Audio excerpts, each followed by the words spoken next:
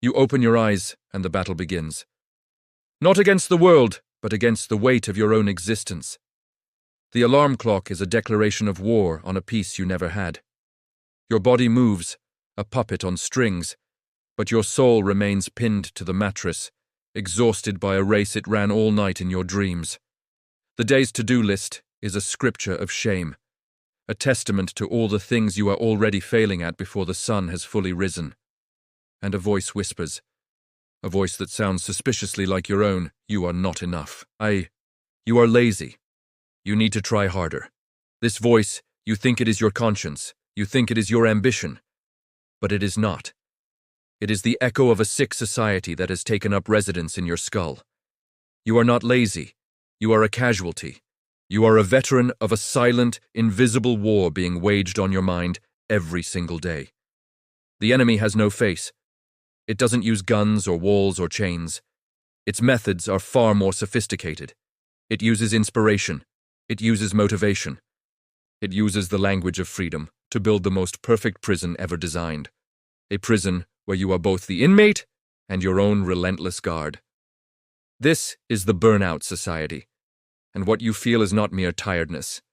It is a psychic sickness, a profound spiritual exhaustion from the constant, crushing pressure to perform. Today, we are not going to talk about managing your time better. We are not going to list 5 productivity hacks to optimize your suffering. We are going to perform a diagnosis. We are going to uncover the source of the poison. Because only by understanding the nature of your illness can you ever hope to find the cure. There was a time when power was honest about its cruelty. The cage had bars. The orders were shouted. The world was a vast landscape of "you shall not." This was the disciplinary society Michel Foucault described. You were shaped by external forces, by prohibitions, by the watchful eye of a guard in a central tower. Your body was a target for control, but your mind, your inner world, could still find refuge. You knew who the enemy was. You knew who was telling you no. But that world is a ghost. It has been replaced by something far more effective. The cage has been dissolved, and you have been sold the illusion of an open field. The command is no longer "you shall not." It is "you can." You can do anything. You can be anything. The potential is limitless. And this message, delivered through every screen, every advertisement, every self-help guru, feels like liberation. But it is the most sophisticated trap of all. As the philosopher Byung-Chul Han identifies, we have moved into the performance society. A society where the individual, believing himself to be free, becomes an achievement subject. You are no longer exploited by an external boss. You willingly exploit yourself. The project is no longer to build a car on an assembly line. The project is you. You must constantly optimize, improve, develop, and perform. And if you fail, whose fault is it? In the old world, you could blame the system, the oppressor, the guard. But now, when you are told that everything depends only on you, any failure becomes a personal, moral indictment. The failure is you. This shift turns freedom into a curse. The ability to do everything becomes the condemnation of never being able to stop. You have become an entrepreneur of the self, and your own soul is the asset you must endlessly leverage for higher returns. The whip is no longer in the hand of the master. You hold it now, and you use it on yourself with a brutality no master would ever dare. Because you have been taught to call this violence ambition. The most effective poison is the one that tastes like sugar. The most effective control is the one that feels like freedom. Welcome to the violence of positivity. We live in an era that rejects negativity. Sadness is a weakness. Anger is unproductive. Rest is a missed opportunity. The system no longer needs to repress you with force because it has found a better way: to saturate you with positivity. Good vibes only. Be your best self. Just do it. These are not harmless motivational slogans. They are the new commandments. They create a climate where any deviation from a state of cheerful, optimized productivity is seen as a personal flaw. Are you feeling overwhelmed? You lack gratitude? Are you on the verge of collapse? You just need better habits. Are you feeling empty? You haven't found your passion. The blame is always deflected back onto you. This tyranny of positivity makes no room for the complexity of human life. It denies the reality of pain, of limits, of necessary slowness. It turns you into a smiling avatar of success while your inner world crumbles into dust. You learn to perform wellness. You post pictures of your green juice while your anxiety eats you alive. You talk about the importance of self-care, by which you mean scheduled, optimized rest that serves the ultimate goal of performing better tomorrow. It's a closed loop. The system creates the illness, and then it sells you 1,000 false cures that only deepen the disease.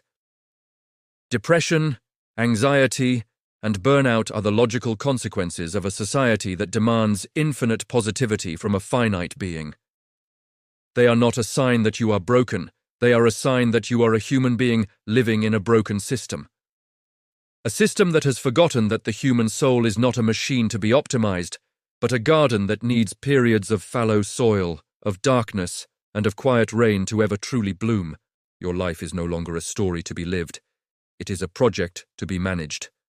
Look at your calendar. It is a battlefield of scheduled tasks, reminders, and obligations. Look at your body. Is it a source of pleasure, or is it a machine whose metrics you track with a watch? Whose fuel you optimize with diets? Whose performance you must constantly push? Look at your relationships. Are they encounters between souls, or have they become networking opportunities, a portfolio of contacts to be managed? Even your leisure, the sacred time of non-doing, has been colonized. Your hobby must become a side hustle. Your vacation must be a source of content for your personal brand. Your reading must be for self-development. You are always on, always functioning, always available. You are present everywhere except inside yourself. This is the state of self-exploitation. You are the CEO of you, Inc., and also its only exhausted employee, working 24/7 without overtime pay. You have internalized the logic of the market so deeply that you see your own being through the lens of utility. Is this useful? Is this productive? Is this moving me forward? And the result is a profound existential homelessness. You live inside your own life like a tourist, taking pictures but never truly inhabiting the space. You feel everything on the surface, a constant stream of fragmented information, notifications, and stimuli. You multitask your way through existence, believing you are efficient when you are actually just eroding your capacity for deep thought, deep feeling, and deep connection. And then you wonder why you feel so disconnected. You wonder why you feel so empty. It is because you have traded your soul for a resume. You have traded your being for a brand. You have been running so fast for so long that you have forgotten what you were running towards, and more importantly, what you left behind. So what is the way out? The solution is not another app, another book, another productivity system. The solution is an act of rebellion. It is a quiet revolution. It begins with reclaiming the one thing this society fears most: emptiness. When was the last time you were truly bored? Not the frustrated boredom of waiting in line, phone in hand, searching for a distraction, but a deep, profound, uncomfortable boredom. The kind where there is nothing to do, nothing to consume, nothing to fix. Just you and the silence. We have been trained to see this state as a void, a waste of time. But as the philosophers knew, this kind of contemplative boredom is not a void. It is a portal. It is the fertile ground from which all creativity, all self-reflection, and all genuine insight emerges. In the rush of constant stimulation, you can only react. In the deep silence of boredom, you can finally begin to hear. To do nothing is to commit an act of treason against the performance society. It is the ultimate act of defiance. To choose to be unproductive, to be unavailable, to be simply present without a goal. This requires courage. It requires you to face the anxiety that has been programmed into you, the feeling that you are falling behind. But behind that anxiety lies a profound peace. The freedom of not having to justify your existence, the power to say no, not just to others, but to the relentless taskmaster inside your own head. This not being able is a form of liberation. It is you, the human, telling the machine inside you that you are shutting it down. It is the conscious choice to be inefficient. It is the embrace of your own beautiful, imperfect, and limited humanity. If you have listened this far, it is because some part of you recognizes this truth. This exhaustion you feel is not a personal failure. It is the death rattle of a false self, the collapse of a life model that was never sustainable. It is a cry for help from your soul, begging you to come home. You are not alone in this feeling. This pain is the shared secret of our generation. Recognizing the cage is the first step to dismantling it. It doesn't happen overnight. It happens when you choose, just for a moment, to stop, to breathe, to do nothing, and to let that be enough.